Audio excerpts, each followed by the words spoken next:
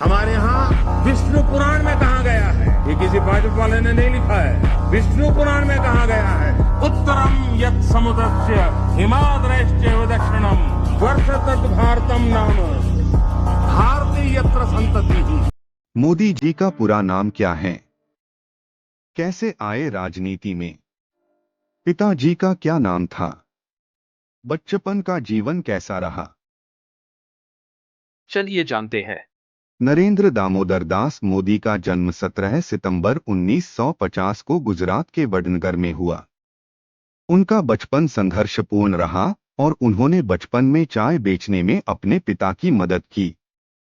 मोदी ने 8 साल की उम्र में राष्ट्रीय स्वयंसेवक संघ (आरएसएस) से जुड़ाव शुरू किया। उन्होंने 1971 में आरएसएस के पूर्णकालिक प्रचारक के रूप में कार्य करना शुरू किया। 1987 में नरेंद्र मोदी भारतीय जनता पार्टी (बीजेपी) में शामिल हुए। उनकी संगठनात्मक क्षमता ने उन्हें 1995 में बीजेपी का राष्ट्रीय सचिव बनाया। 2001 में गुजरात के मुख्यमंत्री के रूप में मोदी ने अपना पहला कार्यकाल शुरू किया। उन्होंने 2001 से 2014 तक गुजरात के मुख्यमंत्री के रूप में कार्य किया। 2014 में नरेंद्र मोदी भारत के 14वें प्रधानमंत्री बने। 10 प्रधानमंत्री के रूप में उन्होंने कई योजनाएं शुरू की, जैसे स्वच्छ भारत अभियान, डिजिटल इंडिया। 2019 में वह फिर से भारी बहुमत के साथ प्रधानमंत्री चुने गए।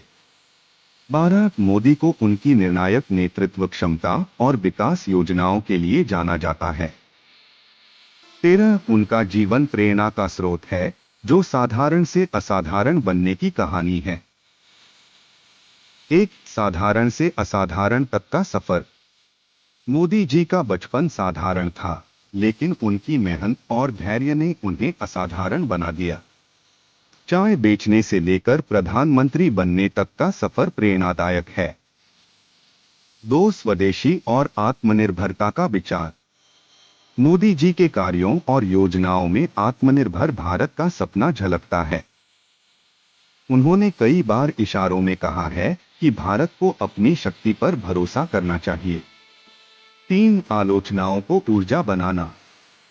वे अपने आलोचकों को कभी नजरअंदाज नहीं करते, बल्कि उसे अपनी ऊर्जा में बदलते हैं। कई बार उनके फैसलों की आलोचना होती है, लेकिन लंबे समय में वे उसके सकारात्मक परिणामों पर विश्वास रखते हैं। 4 मीडिया और पब्लिक से संवाद।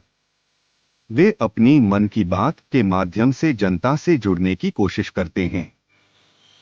हालांकि कई बार लोग सोचते हैं कि वे निजी जीवन के बारे में ज्यादा नहीं बोलते, लेकिन उनकी चुप्पी में गहरी बातें। 5 शांति और कूटनीति का संतुलन।